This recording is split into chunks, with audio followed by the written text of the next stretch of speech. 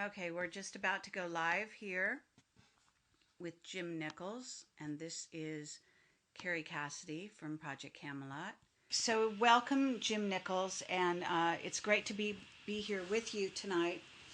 This is a fascinating topic, and I'm sure you have all kinds of stuff to share with us. I've made a poster for the event, and part of the poster is actually your painting here in the background, which is worth noting, and an excellent painting it is. Jim is an artist. For those of you that don't know that, and so I just want to draw your attention to that. Now, he has a very interesting background, and what I'm going to try to do, see if I can grab it here. Basically, he's an artist, a researcher, and an author, as well as a filmmaker. You've put together a number of documentaries on the web, haven't you, Jim? Yes. And it's because of one of your documentaries that I actually have called you and tried to organize this tonight, because basically you were covering some of the, well, what I call the Richard Hoagland background in terms of the magicians of NASA. That was a sort of an appointment we had with Richard Hoagland that never actually got off the ground. Not sure why. and he's been invited actually to join us tonight, but was not available. So maybe we can get to this place at some point in the future and try to get him involved, because it's a very fascinating discussion, needless to say, when somebody gets into the what some might call the occult history of NASA, and so that's what we're going to be talking about with Jim tonight. But before we do that, what I wanted to do was just run through your bio quickly. I hate having to do my own bio. Okay. But yeah, I've been kicking around the UFO research field since 1980, and oh golly, and I got connected with it through UFO researcher the late Wendell Stevens, because I was doing UFO art for him. And originally about the Billy Meyer UFO contact case, and I thought that was so fascinating, and I just, that was like taking the red pill in the Matrix, and I've been going down the rabbit hole ever since. And so yeah, I've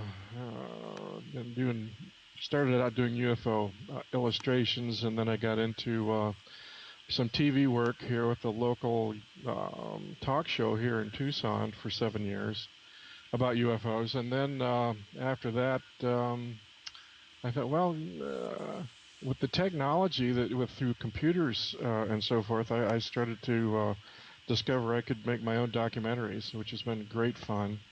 And it combines my artistry, and it combines creative writing and media work all in one big enchilada.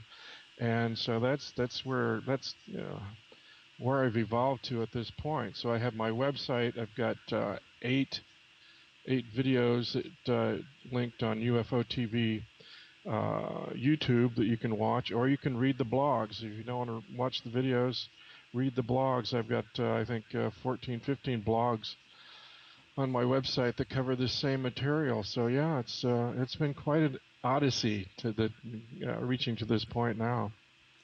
Absolutely. And according to your bio that you've got on my website, you say you spent about 30 years investigating this area. So you're pretty knowledgeable at this point, I would say. Yes. I had two extraordinary mentors in this field. One was Wendell Stevens, like I mentioned, retired lieutenant colonel from the Air Force, and the other is a dear friend of yours, Bob Dean, Robert O. Dean. Yes. Former Command Sergeant Major, United States Army, and he's a very, very dear friend. I was very close with Bob for many years, and he was great inspiration. I can't tell you how much inspiration he's been for me to follow this path of research. Absolutely. Well, yes, he's a lovely man, and he's getting up in age. I'm afraid that that we don't get to be in contact with him as much as we used to, simply because of his health issues.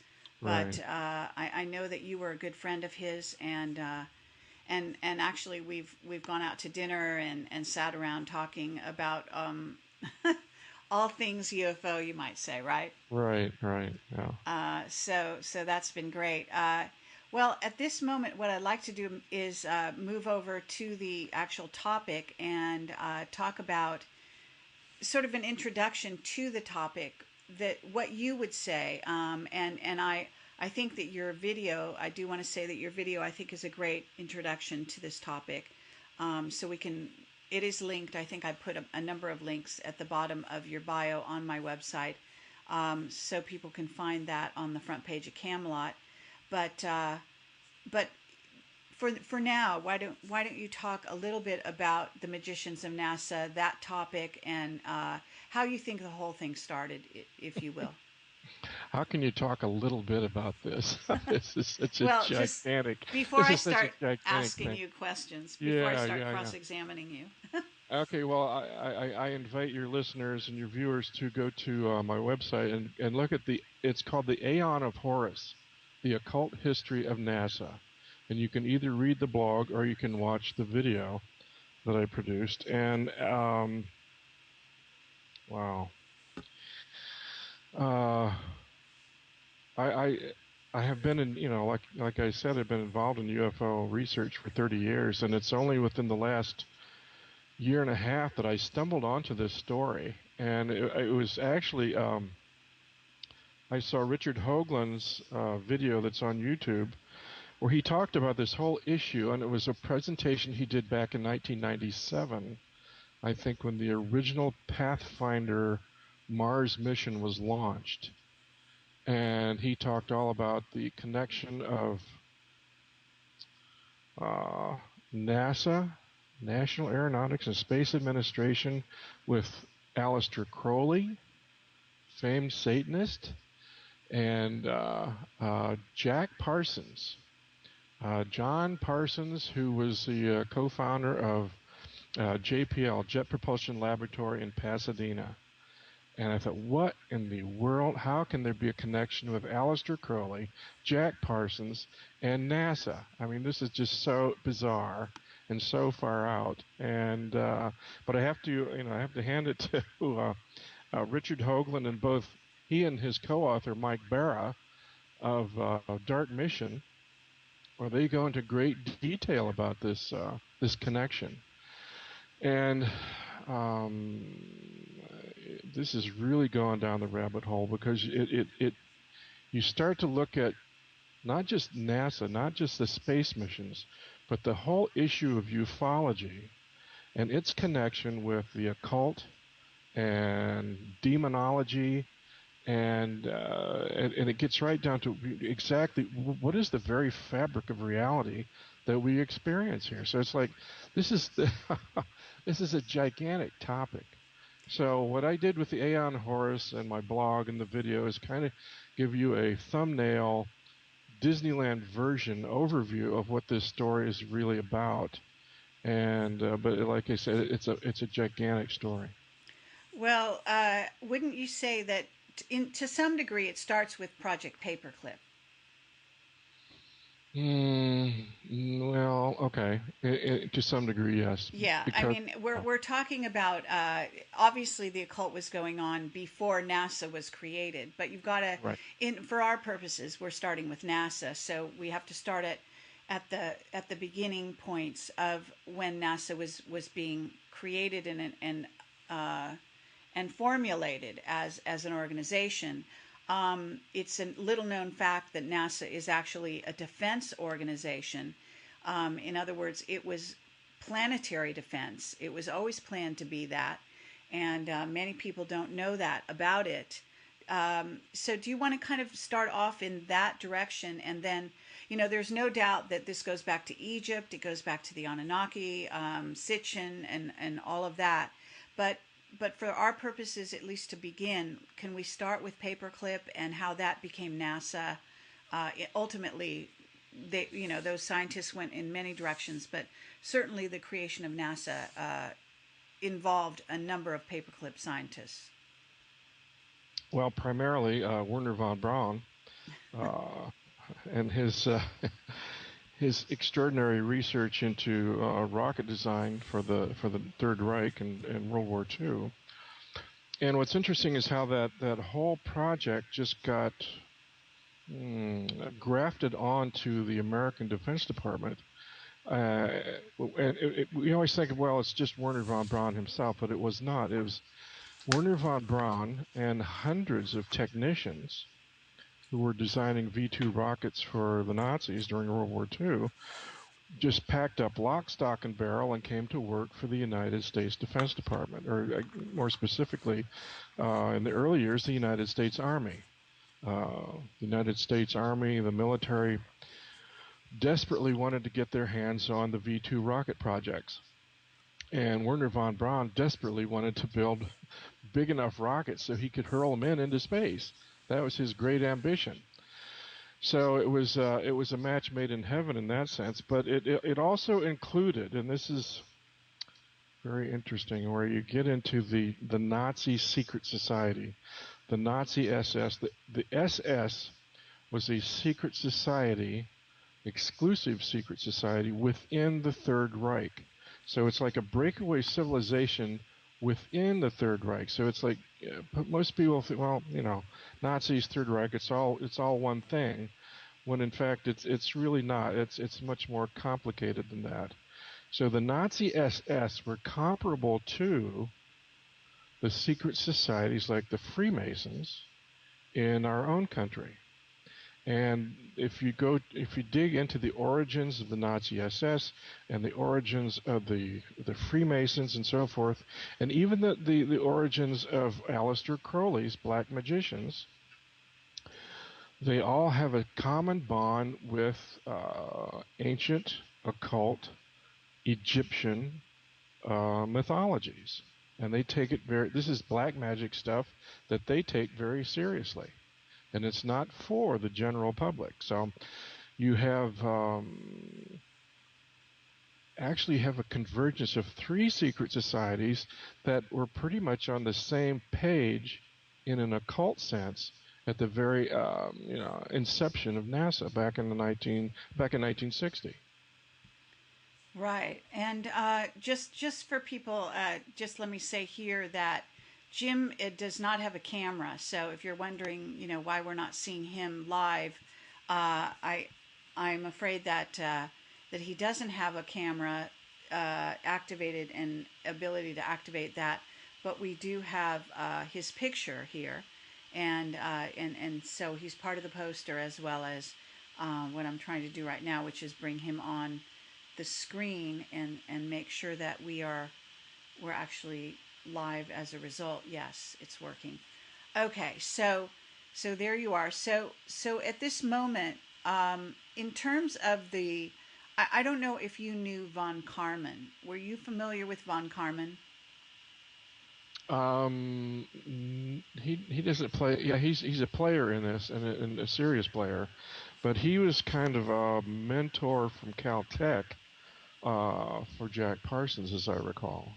Okay. Because he was around in the early days, I believe, of NASA, and specifically of Jet Propulsion Lab, right. Possibly also Caltech.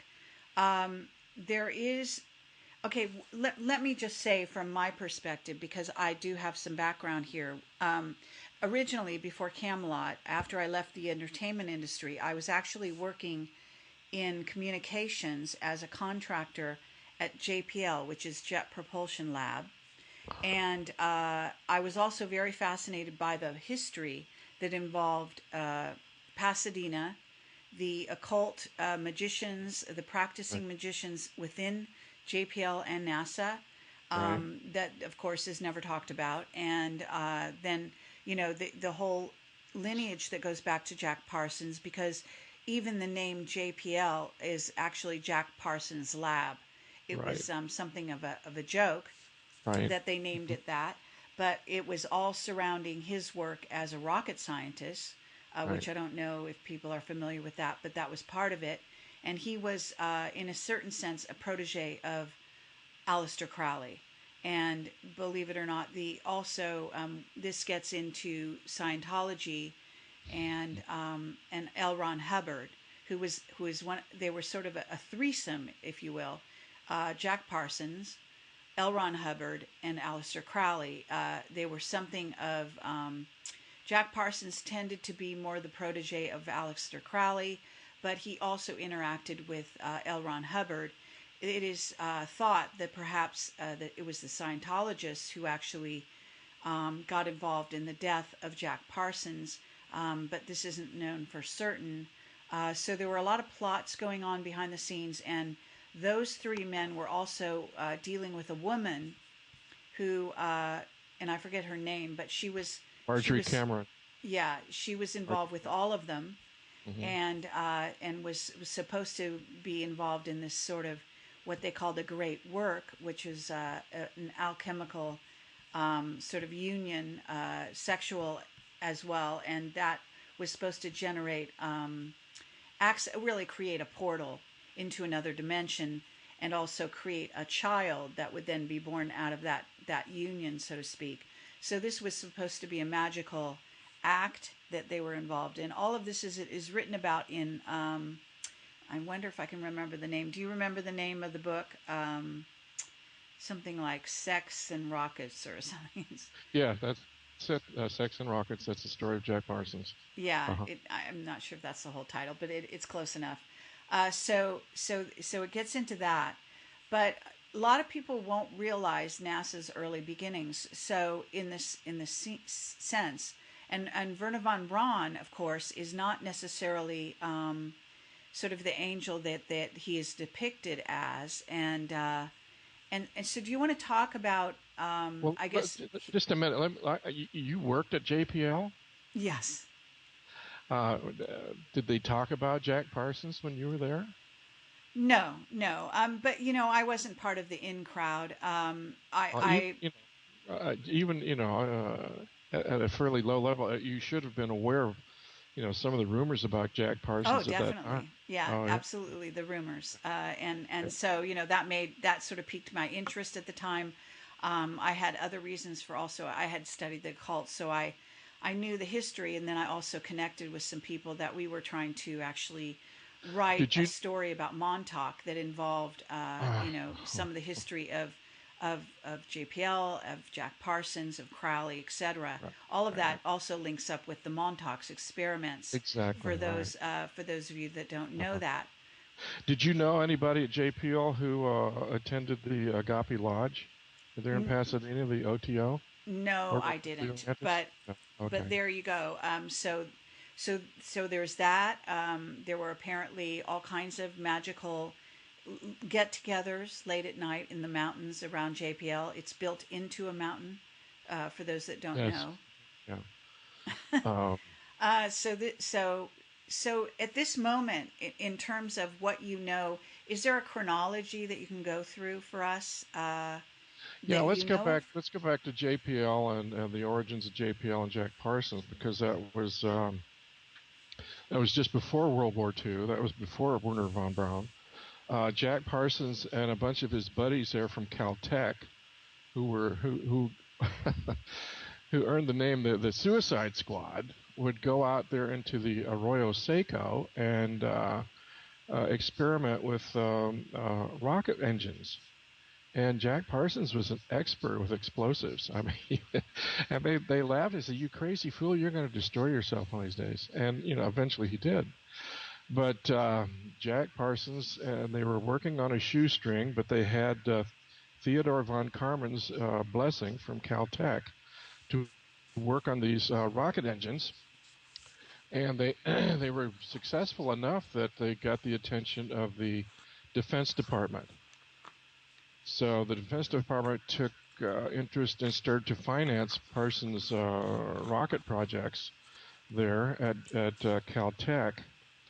And I don't know if you've seen the pictures of Admiral Byrd's planes taking off from the aircraft carrier when they flew over the Antarctic. They had jet-assisted takeoff. They had jets mounted on, each side of the fuselage of the plane to assist them taking off from the aircraft carrier. Well, that's Jack Parsons technology. That jet-assisted takeoff.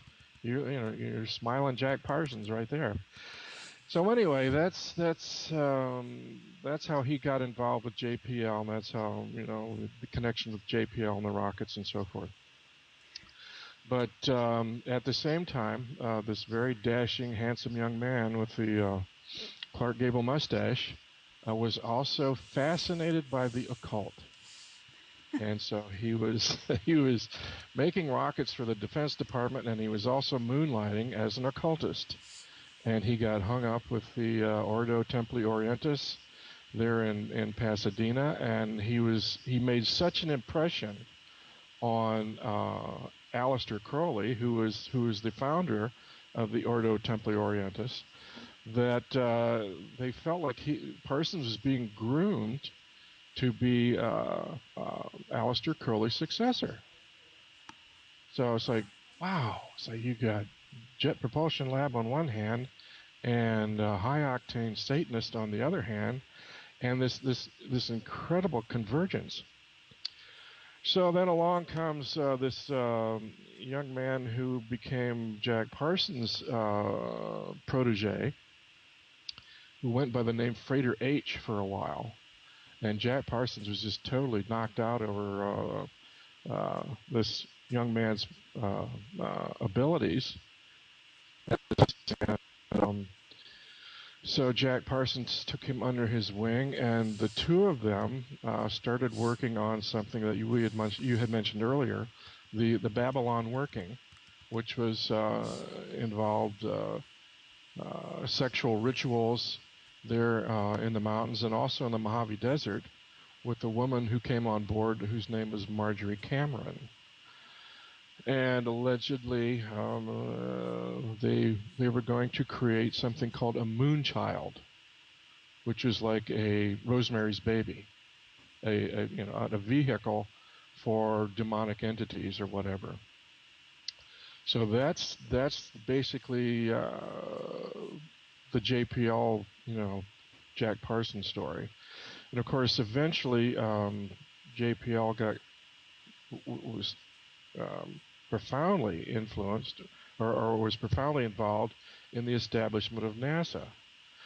So after the war, you have this convergence of the black magicians at JPL, and then we brought on the Nazi black magicians from the SS via Operation Paperclip, and there's this convergence.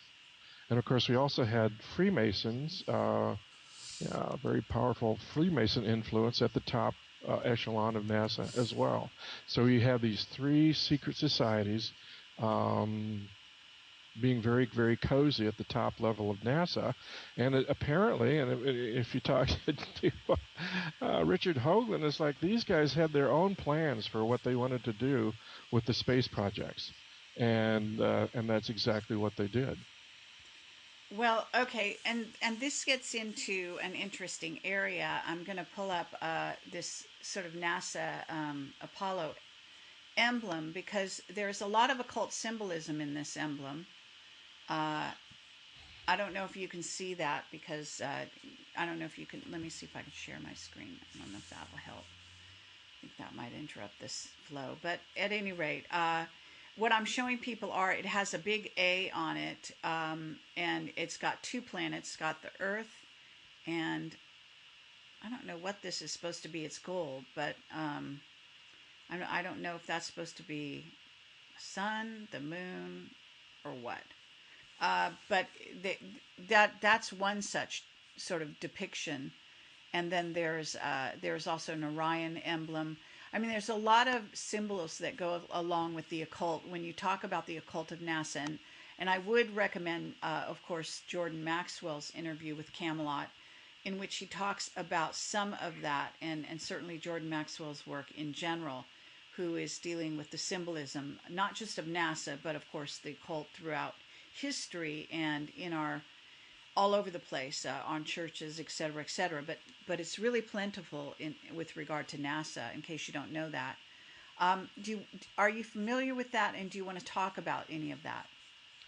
Sure, let's talk about Apollo 11. If you look at Apollo 11, 11, 1, 1, 1, 1 is like the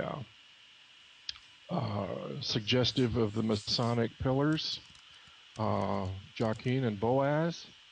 And if you recall, the lander was called the Eagle, and the symbol for Scottish Rite Freemasonry is the eagle. And of course, we know that Buzz Aldrin was, when they landed on the moon, assuming that they did land on the moon, Buzz Aldrin was doing a Masonic ritual inside the eagle, and his Masonic apron, which is now a relic, is on display at the Scottish Rite Temple in Washington, D.C. So yeah, there's and Richard Hoagland can wax, very verbal, go into great detail about the stellar alignments that were taking place at this specific time when Buzz Aldrin was doing this ritual on the moon, which was alignments with Orion, which is Osiris, and Sirius, which is the star Isis. So Buzz Aldrin was doing a ritual to honor the Egyptian goddess Isis. So there's all kinds of very interesting, arcane symbology involved in this. It's a secret language that only the initiates themselves understand. The general public could be oblivious to all of this. Absolutely. Well, there is also I just was putting a picture of Buzz Aldrin along with Armstrong and Collins, and also the Apollo 11 decal on the screen for people. Actually, there was also there's a link up with Inanna, she's called, I believe, in terms of the Sitchin Anunnaki link up to Isis.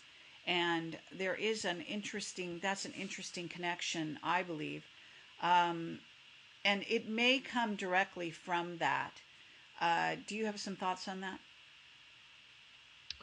Well, Inanna and Semiramis and Isis are all kind of representational of the same goddess. So it's depending on your point of view. It's confusing. You think you're talking about multiple goddesses here, but from I think your most profound occult point of view, you're just talking about the same goddess here, and Isis relates to the star Sirius. So Isis, Inanna, Semiramis are all essentially interchangeable. Right. Well, I mean, what I kind of mean by that is it's interesting when you get these guys doing any kind of a ritual and wondering whether or not they think something is going to be attained by doing this. In other words, are they just going through the motions, or as dark magicians, in theory, what a dark magician does, as opposed to a light magician, is work with matter and attempt to gain their own will, have it carry out their will, also that involves power over others. So if you buy into that, and you also notice that Buzz Aldrin, for example, is doing a ritual on the moon, and doing some kind of sort of ritual involving Isis, then the idea is that they think that that's going to attain something, that's going to substantiate something, that's a way of giving a nod in the direction of what in Camelot's sense might be considered at least one race that intends to try to rule Earth. And so you could say that they're giving a nod to their masters, not just to a particular woman, but to a whole race of beings.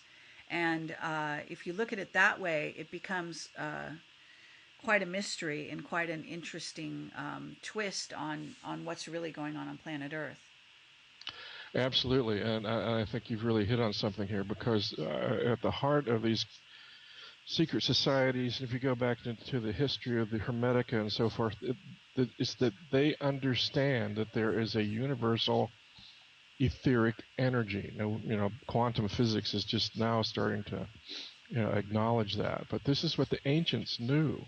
As a follow-up research, I started digging into the history of the Hermetica and the occult, and I picked up a copy of a book by Manly P. Hall, The Secret Teachings of All the Ages. And it's like I'm just absolutely astounded how the ancient civilizations had such a profound understanding of quantum physics. They understood that the entire universe was and they referred to it as ether, an etheric energy field, and that you could manipulate this energy. You could, with rituals and sounds and symbols and so forth, you could interact, or you could manipulate this energy field to serve your own ambitions or your own interests. And we've in Western civilization, we've been taught that this is just nonsense, this mythology and so forth. But when you look at how much money was laid out to send rockets to the moon, and it's like, this is such a huge project. It tells me that somebody somewhere is taking this etheric occult energy concept very, very seriously. That this is real stuff. This is real magic, and it really works. And it's best that only the highest initiates of secret societies know about this stuff.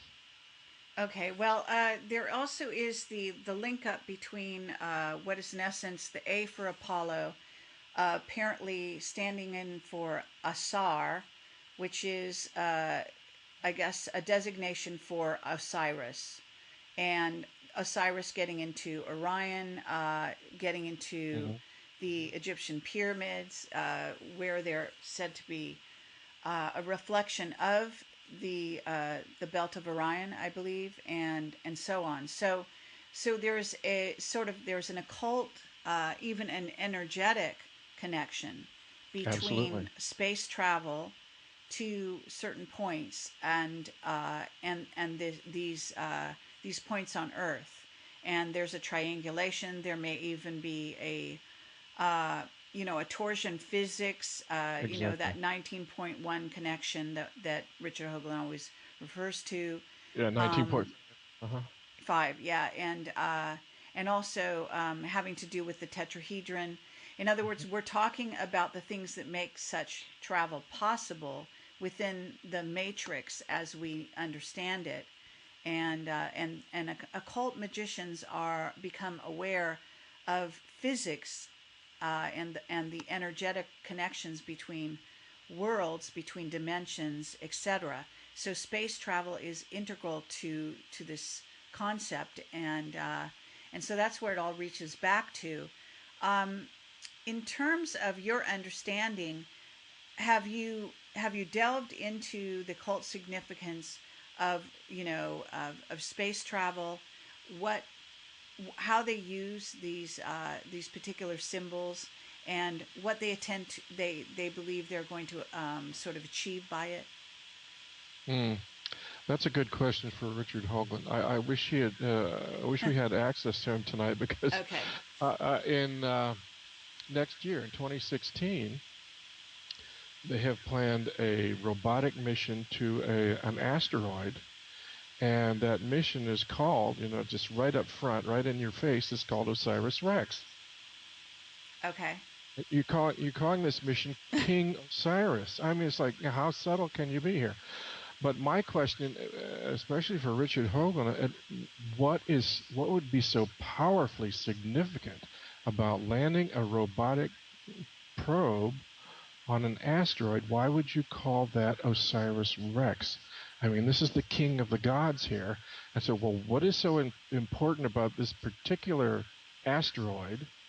Or what is it the asteroid itself, or is the asteroid in some kind of really powerful configuration or lineup with the stars and so forth?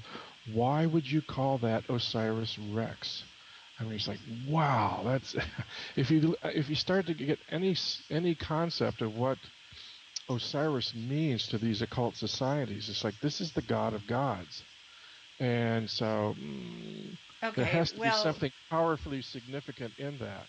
right, and it is a bit strange. I mean, what I wonder is what is the link up also with the Nazis, for example, because they're said to be, I guess, three factions that were involved in terms of when you look at NASA, what I think Richard Hoagland refers to even, and did in one of my interviews with him, one that I do recommend highly if you haven't already seen it.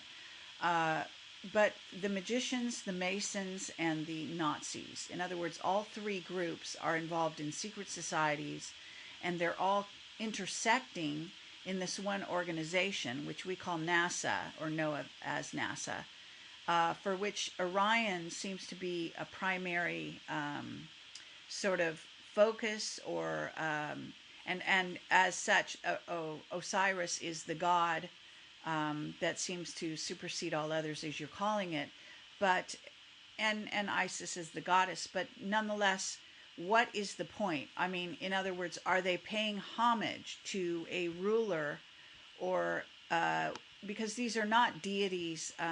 Certainly, the whole idea of deities is a strange one. Now, at least one of my whistleblowers, and actually a few others, do talk about, for example, as many people will refer to the Earth, Gaia, as a being. Well, it is said that the other planets are also beings, Hmm. and that as such they must be sort of talked to as beings in and of themselves. Hmm. And so it could, what I'm just sort of extrapolating here, it could reach back to something of that nature, where we are actually drawing on that energy. People are, magicians that are in NASA that are sort of naming their vehicles, stamping their vehicles with these various symbols, etc., all Right. to pay homage to this energetic and possibly this ruling race of beings. Is what it comes across as. Now, I don't know if it's that literally or not, but it certainly leans in that direction. What would you say to that?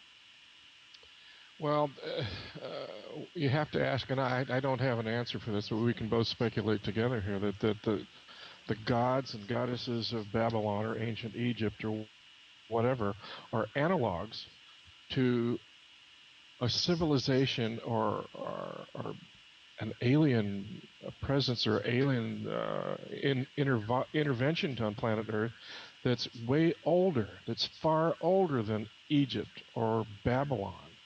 And if you get into the research of Manly Hall, he talks about the Egyptians and the Babylonians were actually recreating or trying to recreate a civilization that had destroyed itself um, thousands of years before Babylon or Egypt even existed. So these are like analogs to some extraterrestrial deities or whatever that have had a profound influence on planet Earth, even before recorded history, altogether. Right. Well, possibly what one might think of as the father race. In other Right, words, the founder right, race for right. humanity, or at least one of the finding founder races for humanity. Hmm. That much seems very possible. It also sounds, at least for me, it sounds as though some of those beings are still, sort of alive, and some of them are being communicated with directly, in terms also with regard to, again, the planet themselves. In other words, the Orion constellation, a number of planetoids in that constellation, and so on. And Well, it's interesting. You mentioned Orion. Um, you think about, and you asked about the Nazis, and the Nazis were obsessed with the Aryan race. Well, is Aryan just a variation of the word Orion?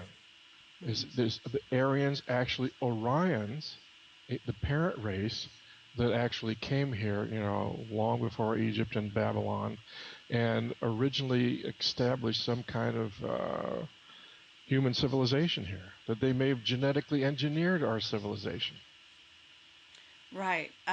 Well, also the notion that, in other words, if you plan to go out and terraform a solar system, and stake your claim, or put your flag in the ground, it behooves you to honor the what the Native Right. Americans call the ancestors, so to speak. Yes. Hmm. So it appears that perhaps that's a kind of sort of energetic that they're trying to placate or pay homage to, in order to make their mission a success. Hmm. And also Yeah. to say, hello out there, we're your brothers, so don't shoot us down when we approach this planet or attempt to do some kind of landing or something. Or better yet, that they look at us, we are doing your bidding.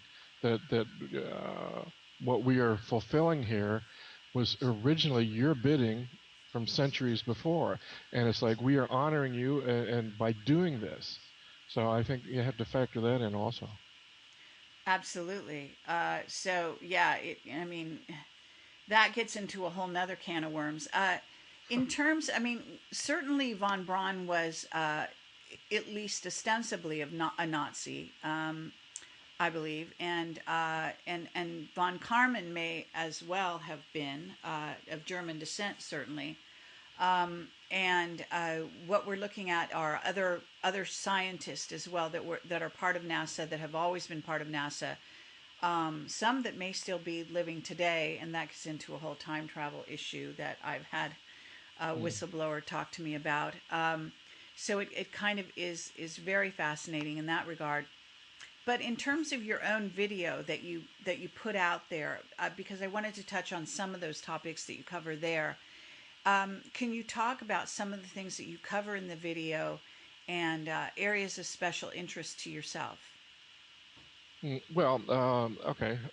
One of the things that I thought was fascinating was the Egyptian connection within NASA, and a gentleman by the name of Dr. Farouk El-Baz.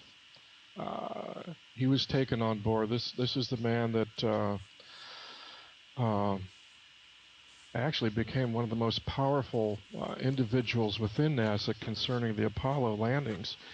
Uh, he was uh, he was an Egyptian. He came on board with Belcom, one of the subsidiaries of NASA.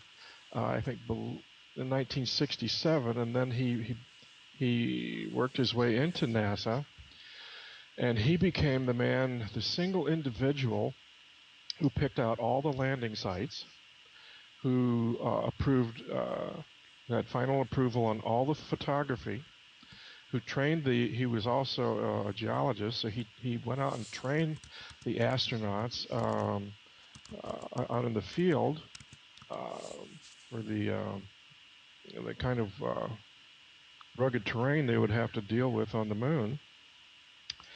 And uh, by merest coincidence, his father, Dr. Farouk El-Baz, his own father, was an expert in the ancient religions of Osiris and Isis.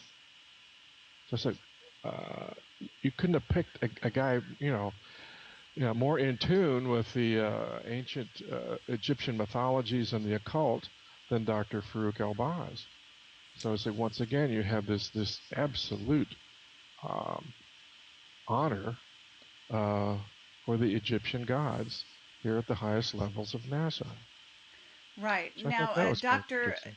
Dr. Farouk El-Baz is, I'm actually doing a search online while we're talking about him, and I Right. am familiar with him. I've heard references to him. Apparently, in a sense, he would be the man who could possibly trump Jordan in terms of symbolism, if I understand it correctly. And he is the one Uh-huh. who's responsible Right. for all the symbols in Right. NASA, Right. Right. and sort of safeguarding all of that, and Yes. deciding which symbols to use where. So that's an interesting connection. But on top of it, he's involved in something called the Center of Remote Sensing, I don't know if you are aware of that. He No, might I be didn't a know about very, that. I don't know if he's still alive. He was born, it says, in 1938, so that makes him quite elderly at this time, but looks like his email and everything you could want to know about him is here. Kind of an interesting, in other words, he's made a transition into the area of remote sensing, what I would call, probably, in essence, remote viewing, etc. Well, Um, I would say, considering Hello, who his father I'm was, he Farouk was Ibrahim, probably and I wish to already welcome into you to the that from the website get-go, of the Center. and that's why he was so valuable to the three occult societies at the highest level of NASA. He would have been the go-to guy for talking to the Egyptian gods right there. Yeah. right, and then it gets into his own lineage and what is the symbolism of that, uh, and how that fits into the story.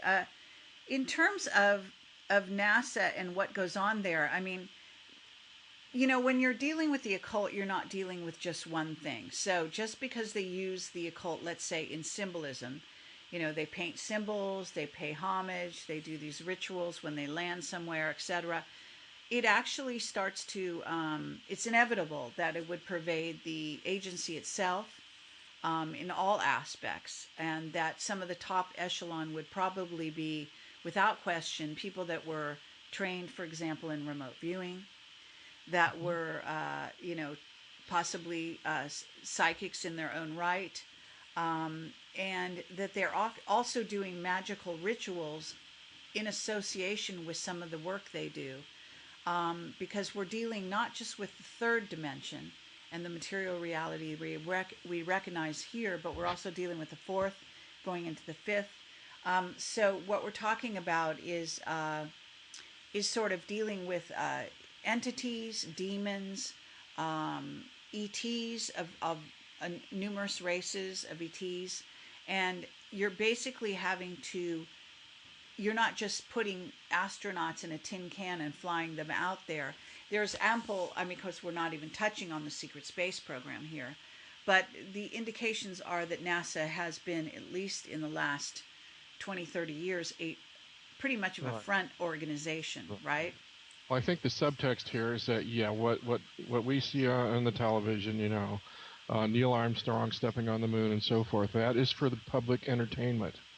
And the subtext here is that, yes, there is a secret NASA, and it's of, by, and for the secret societies themselves, and whatever they find is strictly for their own, the satisfaction of their own secret societies, I guess.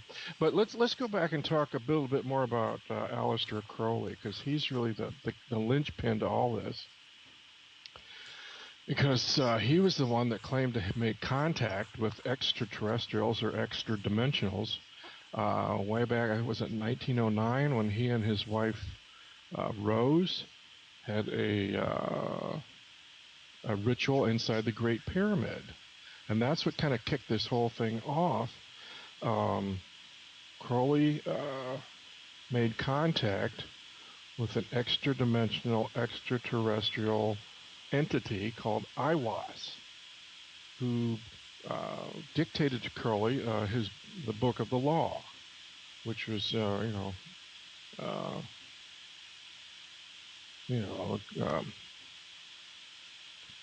Crowley's his book of Thelema, Book of Thelema. Anyway, so here you have Aleister Crowley believed that the only way that humanity was going to develop or advance was by contacting these kind of extraterrestrial entities. And so he did that, and Aiwass dictated the Book of the Law, and Crowley's whole... The chat is saying that they are seeing us now. So hold on one second. I'm going to make sure that, yeah, it looks like we are up online again. Okay, so we were just about to, I think, answer my question. So if we can just back up for 1 second. And in essence, you were saying that the information you have is that Crowley described the ET he was dealing with, and that the description matches what we understand to be typical gray. Is that correct? Exactly. Right. Right. Okay, now in terms of that, do you know how detailed he was about the description and can you actually cite where that is mentioned? Well, he did drawings of them. You can go Okay. online and find the drawings that Aleister Crowley did, and they look very, very strangely similar to your basic gray. Okay. Okay. Yeah, that's great for people, and actually, I'll see if I can do that while we're talking here. So, what else about possibly even if you're aware of it, that the relationship of Werner von Braun, what he brought to NASA, and how he might have factored in with the magicians? Are you aware of his involvement in the occult, for example? Von Braun specifically, no, I can't. Okay. I know I have a different perception of von Braun in that they said that, well, he was a Nazi, that he was an SS officer, but I dare anybody to find a picture of Werner von Braun in an SS uniform anywhere. I mean, there's so many photographs of von Braun, throughout the war, and you just don't see him in an SS uniform. You have to understand that von Braun was what the Nazi SS wanted to be. Werner von Braun was an Aryan German aristocrat. He was already there. He says, I don't need to dress up in these silly black uniforms. So I'm already what you think you want to be. I am that. So, and he struts around in his silly little hat and his leather coat, and you can see all kinds of pictures of him out there watching his rockets. And he was obsessed with creating rockets. If anything, Werner von Braun was obsessed with putting men in space. He was obsessed with that before the war ever started. And he saw the Third Reich and building rockets for Adolf Hitler as a stepping stone to that ambition. And after the war, when he was Project Paperclipped into the United States, that ambition did not stop. That continued, and he actually got to live out his dream almost. Almost. His dream was not to go just to the moon. Werner von Braun's dream was to go to Mars. So, is there a connection between what Aleister Crowley was getting through his aliens about artifacts on Mars, or was it that von Braun just wanted to go to Mars for the hell of it? I don't know. I don't have an answer for that, but I don't see von Braun as so much the occultist Okay. as the other magicians within NASA. Von Braun was obsessed with just putting a man on Mars. And maybe he did. Maybe the secret NASA actually achieved that. I can't say. Yeah, well, I'm according to my witnesses, certainly not only did they achieve that, but we're there now and we have underground bases, etc. Exactly. Right. Now I can say that there is this the occult connection to Mars and Yes. to the Anunnaki, and also to what actually Clark McClelland would talk about, which is the race from Aldebaran. Oh, And okay. so it's often said that the Nazis were helped by a race of beings from Aldebaran. And I'm sure you're familiar with that history. Absolutely. And but again, the race from Aldebaran, these are humanoid, sort of Nordic looking, your typical Hmm. Nazi type. At least Right. that's how they're depicted. And so his drive to go to Mars may have been linked to being involved or interested in the Anunnaki roots of humanity, and our relationship, a la Sitchin, if you will. Right. Right. But have you done delved into that area? Yeah. Funny you should ask. Okay. I just completed a second video and a second blog called I call it Atlantis Rising. Okay. If you go to UFO TV, they have it listed as Ancient Alien Mystery Rise of the Anunnaki. I guess there was some kind of a problem with the title I had for it. Anyway, which is all about this. I got so involved with the secret societies and so forth, and NASA. I said, this has got to be just the tip of a much, much bigger story. And so, sure enough, I've done additional research, which um, you really need to talk to Joseph Farrell. Joe Farrell has done just a marvelous and incredible amount of research to put this together. But essentially, what he's saying, I've tried to encapsulate in Atlantis Rising, is that has been throughout the entire human history an attempt to recreate the high civilization, the high-tech civilization that the Anunnaki had thousands of years before Babylon and Egypt. And that is what the whole epic of the human race is all about, is to recreate that society. So I generically call it Atlantis. I don't know what it was really called, but if you say Atlantis, people have a general idea what you're talking about. What I put forth in this new video and this new blog is that we have literally recreated right now Atlantis here in the 21st century with our technologies, our mass weapons of destruction, our super secret space technologies, transhumanism. The whole enchilada is actually a recreation of what the ancient Atlanteans had already had on this planet thousands of years ago.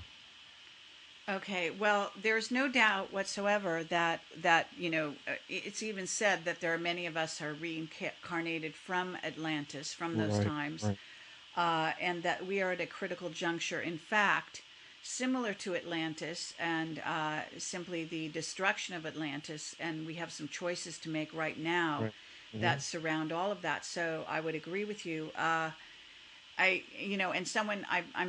got a chat room going here. I'm able to see some of the questions people are asking. Someone is asking, why are we assuming the mystery school magic is black? And actually, we're not assuming that, or at least I'm not. I don't think you are either. But we are talking about some black magicians that are involved in some pretty dark areas. And I think that Aleister Crowley himself would refer to himself as a dark magician out of choice. Let me just define that. Sure, go right ahead. If you read the story of the History of Secret Societies by Manly Hall, the original, secret societies, the original esoteric teachings were not black. They're the highest aspirations of humanity. These are the highest esoteric spiritual aspirations of the human race, and it was the secret societies who took it upon themselves to protect and guard those secrets. However, the original Anunnaki were not such nice folks, and they knew how to manipulate the energies of the universe for dark purposes. So it's not that esoteric teachings in and of themselves are dark. It's just that a particular group that got involved, the planet Earth here, was totally dedicated to dark manipulation of these energies. And so that's why we see a lot of that spillover in our contemporary society. And it's like we have to learn to recognize that and discern the difference between light and dark so we can get back to accessing the lighter side of this energy. And it's like, there's a yin and yang, there's a good side, the dark side, and you have to be able to discern the difference. Sure. Well, there are always two paths, and it is a sort of a union of opposites, in essence, on this planet. And we do have black magicians and we do have white magicians, just like we have dark witches and white witches. So, we're really talking about a sort of a war between good and evil, and a choice between a certain path versus another path. Now there are secret societies now that, in fact, some of the magicians of NASA may be fully, fledged involved in those. which involve ruling the planet and ruling it in the sense that we know of as the traditional Illuminati that involves the Rockefellers, the as the front men, in Right, right, essence, the right. If Bushes, right, if you and go back, right, and so if on. you look at the original Freemason founders of our country, the United States was founded right at the cusp between the time when Freemasonry, which had very high ideals, was taken over by the Illuminati. The Illuminati was a perversion of the ideals of Freemasonry. And President George Washington, was the last Freemason president uh, who served office. All the Freemason presidents that preceded him or followed him were Freemason Illuminati. That the Illuminati had managed to take control of Freemasonry all throughout Europe and eventually all throughout the United States. Well, I mean, there At the is beginning of also the role of the Vatican in and the oh, Catholic that's Church yeah, in that's getting involved in Freemasonry and taking it over and so on. yes, So there's a long history there. The purposes of this particular conversation is not really to go into the history of Freemasonry or the no, Templars, although that would be a wonderful topic for a future right, conversation. because that does directly involve all these secret societies. Yes, and what really goes on there? Part of the problem, I would venture to say, is that humans haven't completely got their spiritual act together, and that often they choose the dark path, sometimes even thinking they are on the light path, simply because they fall prey to more of their base desires and end up getting swayed onto one path. And power is often a corrupter, as many people know. Exactly. And The being a dark path. magician Yeah. is all about garnering a certain amount of power, if you will. And so, the one sort of engenders the other. So it's an Well, interesting if dilemma. right. If you look at human ego is very, very easily seduced by the dark side. And if you're Right. coming from ego, you want to use, whatever, powers you can to gain or whatever occult activities you want to involve yourself in to gain personal power. The whole thing is about personal power. Right, although it doesn't need to be. In essence, No, the notion of an illuminated one is supposed to be a person who has reached enlightenment. Enlightenment exactly. is not, involved in ego, and that would be actually transcending ego, but not discarding it either. So there's some Sure. confusion on Hmm. that level. Um, you know, there we have actually been going for about an hour and a half now, and so I know, it's we schedule a certain time. We've got about a half hour to go, and we could answer some questions here from the chat if you'd like to, Jim. It's up to you. I can go back through and see what kind of questions were typed there. I can also ask the people that are here participating to put things in caps if you want a question answered by Jim. Um, and is that all right if I start going down that list, or do you have anything you want to add to this overall sort of discussion about the magicians of NASA? One thing I could say is we're Yeah. not naming names right here, but I can assume that some of the top leadership, even to this day, is heavily involved in this in being magicians, right? I would not be surprised. Okay. So is there any I, last things you'd like to add about this before we go to the questions? yeah. One last thought about the Nazis in Germany. You're aware of the Ahnenerbe Society that was formed Yes. during World War II, the Ahnenerbe, which was funded by the Third Reich. It was an organization designed to study metaphysics for the purpose of gaining power. And if you want to really give yourself, it really gives you an idea of what the the flavor of what the Nazis within NASA were likely all about. It was a combination of technology and black magic. They wanted to use everything at their disposal, be it black magic or sophisticated super rocket technology. The Nazis wanted to use anything at their disposal to gain absolute power.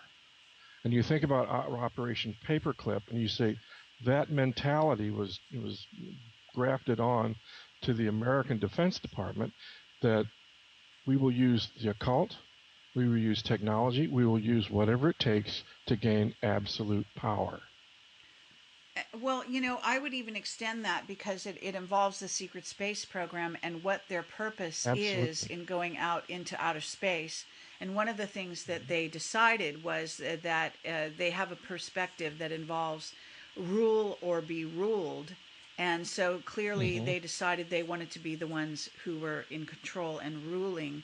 So they're Right. all about sort of developing themselves in every way, and that involves creating what is in essence a humanity 3.0 with super Right. soldier capability, as well as the the bells and whistles that are involved in technology, superior technology, being able to stand up to any ET race, to go out and in essence, if we desire to take over planets on behalf of our race, whatever race they think they are part of, and that Well, gets as into a whole right, discussion in and of itself that's a because whole it's other. not all humans. Okay.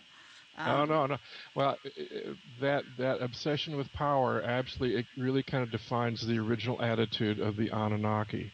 And in my Atlantis Rising video, it it puts forth the theory that the Anunnaki were in fact are not indigenous to this planet, that they were marooned here, that they crashed and burned here, and they have been quarantined here ever since that original colony existed.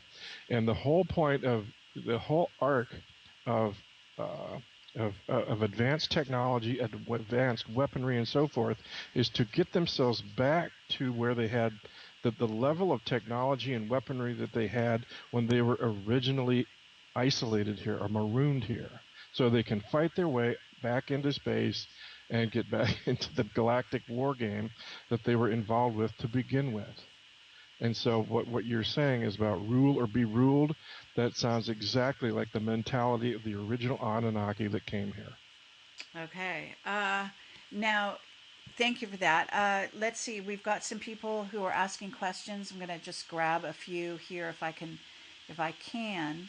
Uh, what do you have to say about the developing discrimination between light and dark? It's always been, there's Mm, always been, I'm sure this is a strange kind of wording of a question, but uh, I'm not sure what they mean there. I would assume, I mean, light and dark have always been at war with each other. That's the nature of the union of opposites. And there is a purpose behind it. I'm not sure what you mean by discrimination. So I'm not sure. Maybe the person could explain in another text, and then we can go back to it. Unless you want to just yeah, reply. I don't know that we're discriminating, but even if you go back to the Bible, it says, in the book of, I think, Corinthians, it says that there is a constant war between light and dark here, and that we are just caught in the middle of it. And I think that's something to be said for that. Right, and developing ability to determine what is light and what is dark is certainly very, very important. That's the So that's part of that's the challenge, right? yeah, that's part of the learning experience of even having a light and or dark sort of dynamic, good versus evil, however you want to frame that. Someone wants to know how accurate is Jupiter Rising the movie? Is it any closer to reality? And then by how much? Someone is saying. Have you seen the That's a movie? good And do you question. want to reply? I have not. I can't comment on that because I've not seen the movie. I know a lot of people are really excited about it. Have you seen it? I have. Actually, I was not that thrilled with it. I didn't think it really went to too many places. I felt that there were some things in there that Okay. I thought were very kind of heavily manipulated. It does show Greys abducting and stealing, energy and fluids from humans. So on that score, it was accurate. Mm-hmm. There's a heavy emphasis on a particular woman who's supposed to own Earth, possibly Hmm. being symbolic of Isis, if you will. I don't agree with that premise anyway, so that doesn't really float my boat. But I think there was a lot of fun graphics, a lot of fun action scenes and whatnot. But I didn't think it was very deep, actually. But Okay. that's just my take. Let me see what Well, other. I've seen the trailer a couple times. I wasn't terribly impressed actually. So, Yeah, but yeah, I mean, in all fairness, you have to see the movie to really discuss it. And but mm-hmm. it's a good Yes. question. I mean, a lot of people are asking that. Let's Mm-hmm. see, secret technologies that NASA might have traded for with ETs by chance. I think it says here. Wait, by channeling them with magic. So possibly the idea that NASA has been in contact telepathically with various ETs and trying to channel technology. Any thoughts on that? No, that's purely speculative. To be really specific, though, it was in one of Curly's channelings with Iwas and Lamb, the extraterrestrials. They made specific reference to what sounded like an artifact that was on Mars. These that glow that shines like the sun on water, and it was supposed to be somehow like an egg or something that that they needed to recover, or it was somehow linked to Horus, the Egyptian god Horus. And I thought, well, it sounds vague enough to say, well, is this just a metaphor, or is there actually some physical object on Mars that we need to go and recover? And then, so then, lo and behold, in 1997, we send the quote unquote Pathfinder probe to Mars, and Pathfinder just happens to be the Tibetan word lamb means pathfinder, and lamb was the name of the entity that Aleister Crowley channeled that was talking about this. So he kind of put two and two together. So, well, were they specifically going to look for this object that Aleister Crowley had channeled from lamb? Okay, very interesting. Yeah, quite an interesting distinction there. I'm not sure. It's not clear. As far as this very shines like the sun kind of object on Mars. Have you heard anything more specific about the object? Is this something familiar to No, you? Have you ever heard of that no, reference? but no, but if you look through some of the photographs of objects on Mars, there is one photograph that shows on a distant hillside there isn't a shining object there. So it's like, Okay. okay, All right. maybe Well, maybe that's what they were looking for. possibly. All right. But also, if you go back and look at the Brookings report, the Brookings report, of course, suggested that if we discovered artifacts or extraterrestrials, that Western civilization would collapse because we couldn't emotionally handle it, which is kind of absurd. But then on the other hand, it goes on to specifically say artifacts on the Moon, Mars, and Venus, as if they already knew there were artifacts on the Moon, Mars, and Venus that they would like to go looking for. So it's like you have to kind of read between the lines and say, "Oh, what's really going on here?" Yeah, absolutely. There are no aliens, therefore we can't discuss them, kind of thing. It's How, you know, you how know do you I have define aliens? I Yeah, have a saying on my email that says they said it was classified, and but but they couldn't classify it because it doesn't exist, and yet of they course. classify it. So it's crazy. Okay, so let me see what other questions here.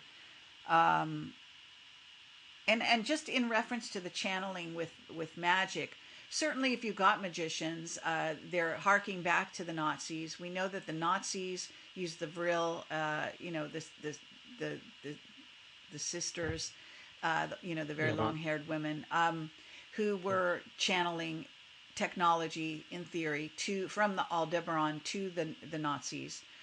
There's no reason to think they stopped there.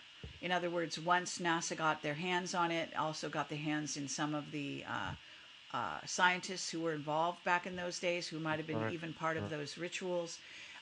In other words, there's certainly a drive to pick up technology and get it wherever you could, crash retrievals here on Earth, or through telepathy, etc. So no doubt that this would certainly be an effort if you're involved in that, and you're involved in remote viewing. You know, Absolutely right. so all of those things go hand in hand. I think that's a perfectly logical place to go, and what they probably were involved in. Someone is asking what lodges, images, or organizations have inspired the private space programs. I haven't done any research in that area, so I really couldn't address that. Right. Okay. Well, there is what's his name, Robert. Oh God. The guy in, I forget where he is. Forgot his last name. Anyway, yeah. I mean, there's more than one. There's also, of course, the guy who's involved in Virgin. I mean, there are a lot of private space programs. I don't know what they're using. Oh, Robert Bigelow, that was the person. He was Oh, Bob very Bigelow, right. involved in a private wealthy man who wanted to be involved in the secret space program, and also in probably a corporate kind of enterprise of some kind. Probably doing it as well. We don't have access to their imagery, so I'm not sure. Does Jim have any personal experience with ETs that inspire your art? Mm, no, not really. I was especially at the outset. I was totally enchanted by the Billy Meyer story and the stories of the lovely lady from the Pleiades that visited here, which is still, I'd much rather investigate Pleiadians who seem to be, you know, much more friendly than these other aliens, the gray aliens or the extraterrestrials or the demons. I've gone down a path here in research that I never expected to pursue, but no, I still like the Billy Meyer story. Whether it's true or not, that would be my ideal kind of extraterrestrial contact case or contact experience, and I'm still waiting for that one. Okay. Let's see. Uh, I'm supposed to ask you here. What do you think of Admiral Byrd and his diary? Did he go into hollow Earth or a dimensional doorway? Hmm. Well, speaking of secret societies, Admiral Byrd was a 33rd degree Freemason, and it's very interesting that all of his explorations, except for the Operation High Jump, were financed by the Rockefellers, and he always had a contingent of people with him who were Freemasons, who were also Freemasons. And so, and also in 1938, Admiral Byrd was invited to join the Nazis in their Neuschwabenland expedition, which he declined. So I've always kind of wondered was Antarctica, was that a competition between the Nazi SS and the American Freemasons? Because they both wanted to go down there to rediscover Atlantis. And whether they did or not is anybody's guess. But I don't know if you've ever seen the film, the documentary, The Secret Land, that was released by MGM in 1948, which covers the entire story of the Operation High Jump. And in that In that documentary, there's absolutely no mention whatsoever of Nazis down there, or that Admiral Byrd, had contact with inner Earth beings. However, in Admiral Byrd's diary, he says that on his last flight over the pole, he was abducted for 3 hours by Nordic-looking entities from the inner Earth or the Hollow Earth who spoke German. Now, if you watch the movie, The Secret Land, on his last flight, he was delayed for 3 hours due to engine trouble. So what actually happened is anybody's guess, but I know that all of Byrd's records since 1947 have been classified. Okay, very good. So basically, that's a movie called The Secret Land, 1948, and that's Admiral Byrd. So if people want to look that up, sounds like well worth the time. Without the Nazis, it's still an extraordinary video. It was a harrowing experience to go to the South Pole. Okay, let's see. How do you tell the difference between light and dark? Someone wants to know.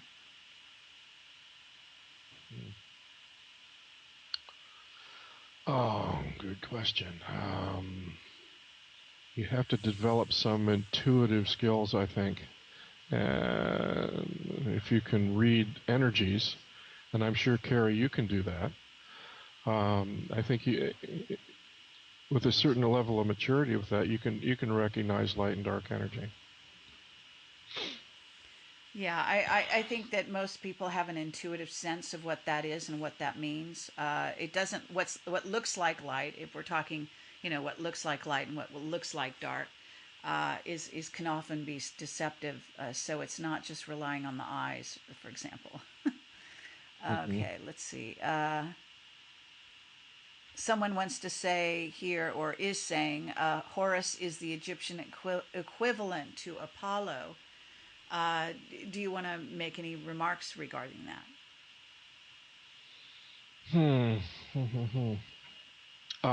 No, I have not researched that. But Horus is the child of Isis and Osiris. So I'm right. assuming that, Apollo was the son. That there may be a correlation between Apollo and Horus, indeed. And that for that I think we need we need Jordan Maxwell and or Richard Hoagland to really say the symbolism. But assuming that Apollo starts with the A and so on, there is a reference certainly also to Marduk, and so there's also that sort of side. The whole pantheon of gods, you have the Egyptian gods, the Babylonian gods, the Greek gods, the Roman gods, which were all analogs of the same entities, right? Okay. Right. Yeah, no doubt about it. You can. Okay, so let's see. Do you believe NASA has a lot of star childs as astronauts and rocket scientists?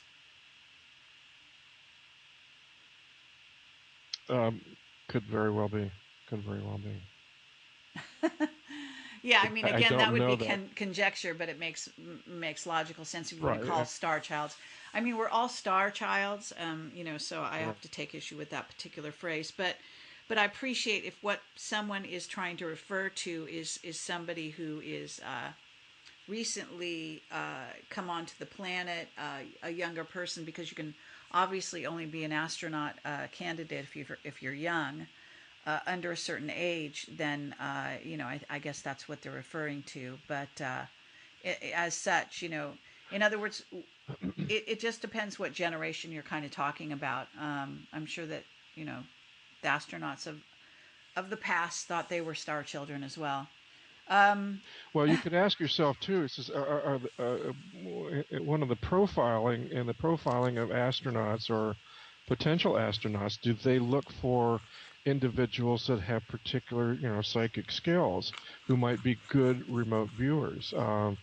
Getting back to the Anna Nerba Society of the Nazi SS, they were profiling individuals within Germany for those specific skills, and that they wanted to find people who were like the ladies of the Vril. They wanted to find people who were gifted at remote viewing. So I would think if those particular skills are valued by NASA and the astronaut training uh, organization, that yeah, you could. I could certainly see that that would be an asset for an astronaut to have. No doubt about it. And in fact, well, there's documented evidence that the secret space program recruits the best and the brightest among all of the in all aspects of the military, all aspects of the secret space program, not just astronauts. So they're going to be Right. looking. I mean, Right. that is a common component and a skill set that is also involved in many of the scientists, engineers, super soldiers, etc. that I've interviewed. All of them have Exactly. skills high would score high in those areas. So I think And that those are also they the know skills that. that would be right. Those are also the skills that would be valuable for higher ranks of secret societies. Sure. I mean, it kind of goes without saying. And these Right. are skills that are in sort of native to humans, even though we don't necessarily always acknowledge that. So, for what it's worth, uh, someone wants you to elaborate on the Palladians. Not sure. That's fairly general. In what sense? You know, Yeah, yeah. It's a bit too general. Because we have limited time here. Let me see. you know, It, the it person you should ask that is Simon Parks. I loved your interview with Simon Parks, and I hope you get him on again very soon. But he seemed to be very knowledgeable about the Pleiadians, and one of the myths he kind of exploded is that they were all about peace and love. And he says, no, the Pleiadians are very skilled warriors. And as I understand it, they have been, in conflict or battling with the reptilians and so forth, for centuries. So it's like, yeah, that's like light and love. But on the other hand, it's like I think they could handle themselves pretty well in a fight. Absolutely. Well, I think whether people have read the Billy Meyer stuff very closely or not, that information is contained there. And I have other information in that regard as well that, in essence, they are not all about necessarily love and light, although they're supposed to be sort of six dimensional beings. But in essence, so are we. And it just depends which part of your being you're sort of actualizing at any given time, and and so on. So it's kind of complex. But let's see. Somebody else wants to know where Ra sits in the hierarchy. Uh,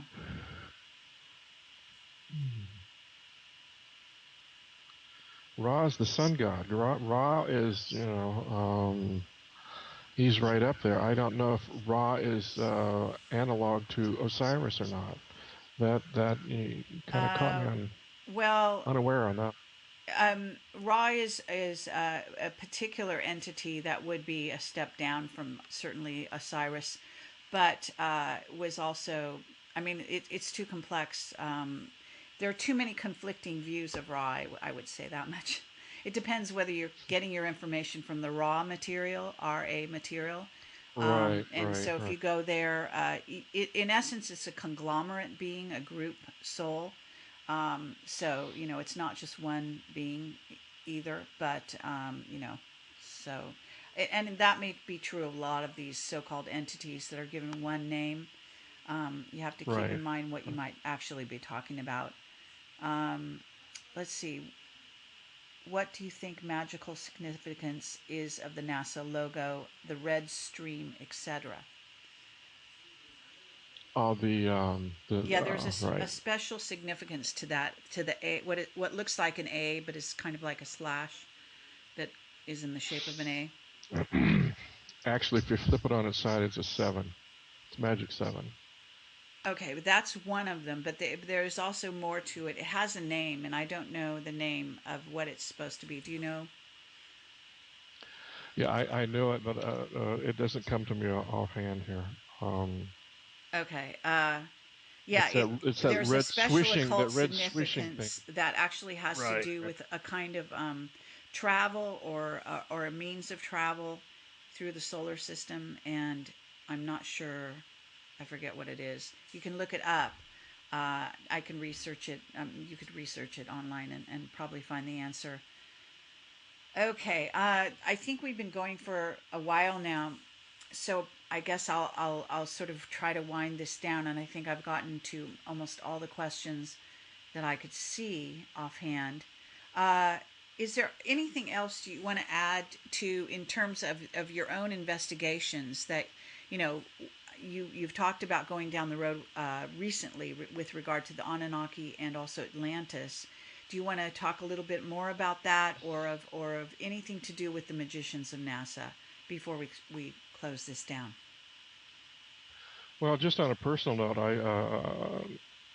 I wanted to understand what it is that the secret societies know. What do they know that the rest of us don't know? Because they obviously make decisions based on a body of information that the rest of us simply do not have access to. That's why so much of what the government does, what NASA does, just it makes no sense whatsoever. But it makes perfect sense to them because they're coming from a totally different body of knowledge, a body of information. So it's like that has kind of pushed me into a study of, well, what the hell is the secret? What are they all about? What are the secret societies? What is the history of the secret societies? What is Hermeticism?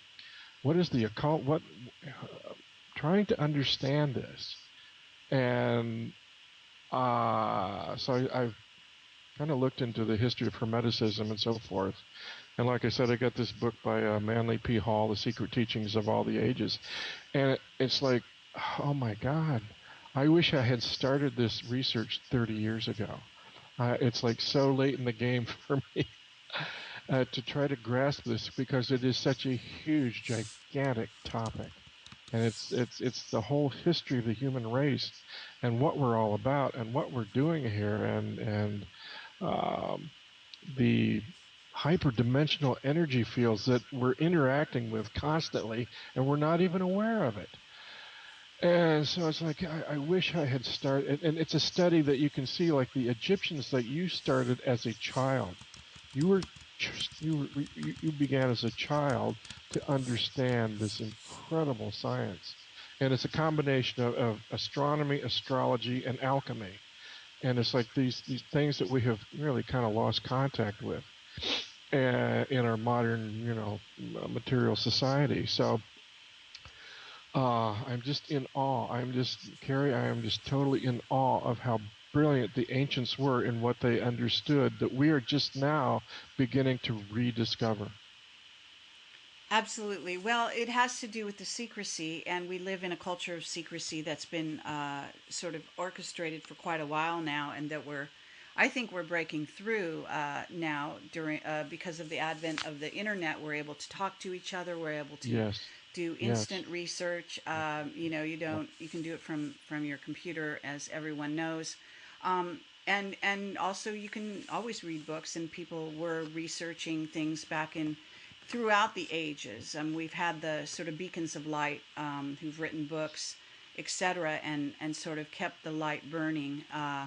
But I do think we're at a time when people are really coming on board in droves and starting to recognize this fabulous knowledge, and that it shouldn't be hidden, and that it needs to be out among the people. So, thank you for working in that regard, Jim. And it's lovely to have you oh, on the show. thank you so And much.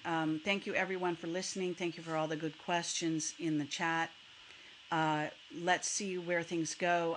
They're obviously going to get your links that we all put on your bio. That's on my website. So again, go to projectcamelot.org or projectcamelotportal.com. They go to the same place. Click on Jim Nichols. This interview will go onto YouTube tomorrow sometime. if all things go as planned, and be accessible there indefinitely. So thank you Right. again for listening, and we can reconvene at another point. Maybe we can manage to get Richard Hoagland to join us sometime in the future. I know people would love to hear his take since he has spent many years investigating this. Certainly, it'd be lovely also to have Jordan Maxwell. So let's try to get something going with all of you guys. Yeah, and also, if well, if our discussion this evening has interested you, I certainly invite you to read my blog, Rise Atlantis Rising, or go watch the video Ancient Alien Mystery: Rise of the Anunnaki, which just continues this same line of thought, you know, further down the rabbit hole. And I think hopefully it will provoke you know, your own interest in researching these mysteries. Okay, thank you so much, and take it easy and good night. Thanks, Gary. Okay, bye bye.